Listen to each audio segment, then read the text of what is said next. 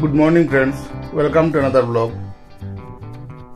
কেন্দ্র সরকার এক দেশ এক নির্বাচন নামক যে আইনটা নিয়ে আসতে চেয়েছিল বা নিয়ে আসতে চাইছে, এই আইনটার ব্যাপার নিয়ে গতকাল লোকসভায় ভোটাভুটি হয়। তো প্রথমবার লোকসভাতে ইলেকট্রনিক সিস্টেমে ইলেকট্রনিক মেশিনে ভোট হয় গতকাল। আবার এই সিস্টেমটা রাখা হয়েছিল যে কেউ যদি চায় তাহলে ব্যালট পেপারেও ভোট দিতে পারবে। তো ভোটাভুটি হয় গতকাল লোকসভায়। দেখা যায় কেন্দ্র সরকারের পক্ষে এক দেশ এক নির্বাচন দেশে আবার পুনরায় লাগু হোক, এর পক্ষে ভোট পড়েছে 269 আর এর বিপক্ষে ভোট পড়েছিল 198। তো এখনো ব্যাপারটা পরিষ্কার হচ্ছে না যে এক দেশ এক নির্বাচন এই দেশে লাগু হচ্ছে কি না। কারণ এই ভোটাভুটির পর বিরোধী পক্ষ বলছে যে এই যে আইনটা বা এই যে সিস্টেমটার ব্যাপার নিয়ে আলোচনার জন্য এটাকে জেপিসিতে পাঠানো হোক, জয়েন্ট পার্লামেন্টারি কমিটিতে পাঠানো হোক। এতে হয়তো 80-90 জন মেম্বার থাকবেন, সব দলেরই প্রতিনিধি থাকবেন, এখানে পাঠানো হোক। আর এরকম অনেক কিছুই বলছে ওরা। আর প্রথম থেকেই বলছে, বিরোধীরা বলছে যে এই এক দেশ এক নির্বাচন ব্যাপারটা দেশের জন্য মোটেই ভালো কিছু না।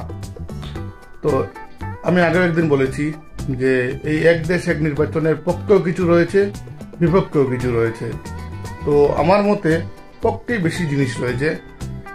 সেই দিন আমি আগে তো এই ব্যাপারটা ভালোভাবে জানা ছিল না আমার, কিন্তু গতকাল আমি জানতে পেরেছি যে প্রাক্তন রাষ্ট্রপতি রামনাথ কোবিন্দের নেতৃত্বে যে কমিটিটা তৈরি করা হয়েছিল, এই কমিটিটা কেন্দ্র সরকারকে যে রিপোর্টটা জমা দেয় বা কেন্দ্র সরকারকে যে ড্রাফটটা জমা দেয়, এতে এই রামনাথ কোবিন্দের যে টিমটা ওরা বলেছেন যে 2029 থেকে না হয় এই এক দেশ এক নির্বাচনটা লাগু হোক বা 2034 থেকে লাগু হোক। যদি এর মাঝপথে যখন এক দেশ এক নির্বাচন লাগু হবে, তখন লাগু হওয়ার পর যদি কোনো রাজ্যের বিধানসভা বিধানসভাটা ভেঙে যায়, তাহলে 2 বছরের জন্য আবার নির্বাচন হয়ে যাক বা এরকম কিছু হয়ে যাক। ফলে আবার পুনরায় যখন আবার লোকসভা ভোটের সময় আসবে, তখন একসাথে বিধানসভা ভোট হবে। কোথাও কোনো ক্ষতি হচ্ছে না। কোনো বিধানসভা যদি ভেঙেও যায়, তাহলেও যে আবার পুনরায় এই যে হেফাজতের একটা সিচুয়েশন এসে যাচ্ছে, যা 1967 থেকে এসে গেছিল, এরকম কিচ্ছু হচ্ছে না। স্বাভাবিকভাবেই এক দেশ এক নির্বাচন হলে দেশের আম জনতা ট্যাক্সের টাকা দিয়ে যে এই যে নির্বাচন হয়, কোটি কোটি টাকা খরচ হয়, এটা অনেকটা কমবে। বা নির্বাচনী যে বিধিগুলো যে লাগু হয়, তার জন্য অনেক কাজকর্ম আটকে যায়, এসব অনেক কিছু কমবে। আলটিমেটলি আমি এখনো যতটুকু বুঝতে পারছি যে এক দেশ এক নির্বাচনের পক্ষে হয়তো বা 70% কথা আমি বলতে পারবো, আর বিপক্ষে বড়জোর আমি 30% কথা বলতে পারবো। দেখা যাক কি হয়। আজকে আমাদের অ্যাপেলেন ট্রেনিং এর দ্বিতীয় দিন।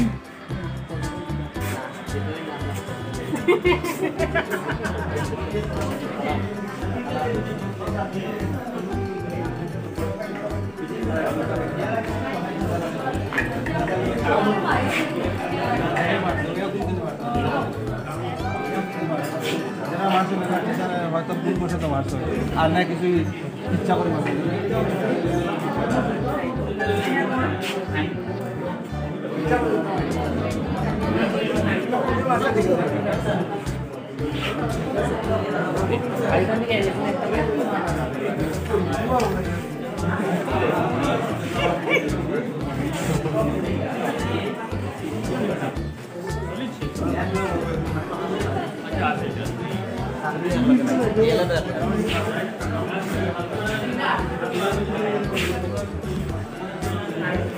কাউন্টিং গণিত পারার মাধ্যমে আমরা তারা কাউন্টিং শিখাইতে পারি। স্টেপ 2-তে আমরা এই গণিতমালার মাধ্যমে কাউন্টিং শেখানোর পরে তাদের রাইটিং সিম্বলও আমরা লেখাইতে পারি গণিতমালার মাধ্যমে। এরপরে গণিতমালার সাহায্যে আমরা এডিশন যোগ করাইতে পারি ছাত্রছাত্রীদের, তার সাথে সাথে আমরা বিয়োগও করাইতে পারি। সাবট্রাকশন এই গণিতমালার মাধ্যমে সম্ভব হয়। পরবর্তীতে আমরা এই গণিতমালার যে ক্লাসটা নেবেন আমাদের একজন মেম্বার সদস্য ফখরুল ইসলাম চৌধুরী মহাশয়।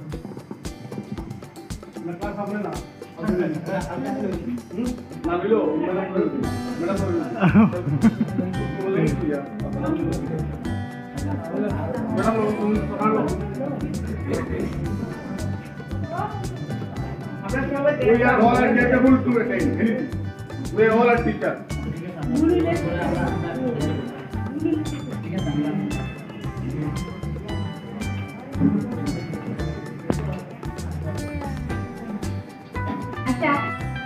লোকে যদি এক যুগ দেই কিটা হইব?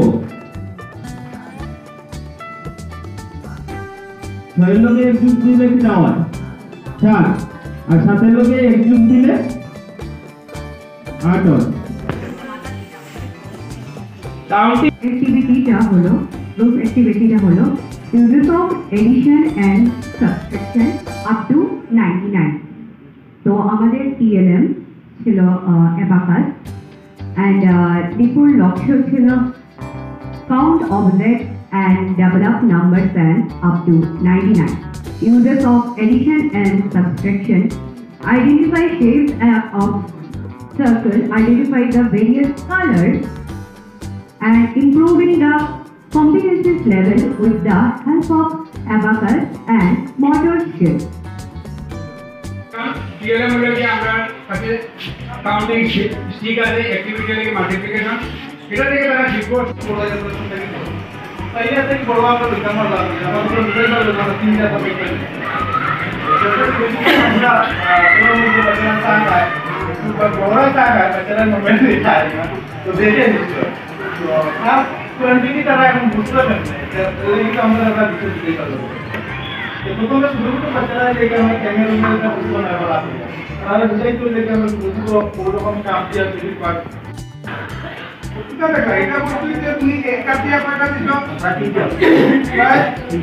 আর কিটাতে কয়টা দিছো একটা দিয়া না দুটো লাগবে দুটো দেখো এর মানে কি যেটা বড়টা এর মধ্যে বেশি জিনিস করে আর যেটা ছোটটা এর মধ্যে তরল জিনিস কম থাকে দুটো যখন পরবর্তীতে বড়টা তুমি রাখি তো তরল জিনিস লাগা মাত্র এটা কিন্তু আমরা বুঝতে পারবো না কতটুকু আছে আমরা অ্যাকচুয়ালি বাজার থেকে যখন সেটি বানান তরল আছে বড় আছে এটা পর আদা লিখে আনা কি কাজ লাগান করে তো লাগে এটা তখন তুমি বড় পাঁচ উপায় করে বুঝবে এখন কথা দিও যে বড় পাত্রের মধ্যে বেশি তরল জিনিস করব ছোট পাত্রের মধ্যে কম তরল জিনিস।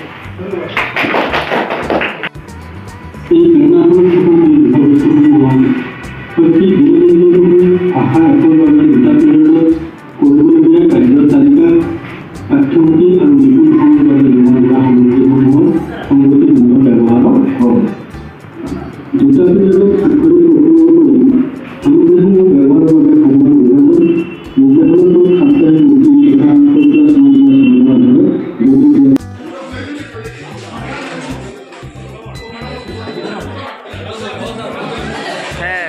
তথা ভিডিও লইলেই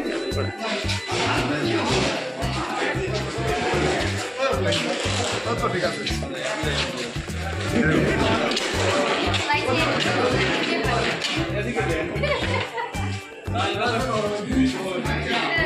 আপনি লইছেন একটি ভিডিও দিতে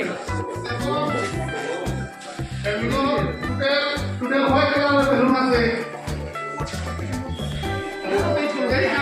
এই যে তিন কালার তিন কালার balloon করতে হবে আমরা কালারটা সামনে তিন কালারের সামনে দিবা ये सामने दिबा जरा जरा पिंक जाइन गया मैडम मैडम आपने पिंक जाइन गया पिंक এটা পিঙ্ক না এটা কালার आपने जाइन गया अच्छा देखो रेड को बोल रहे हैं रेड और बता आगे हां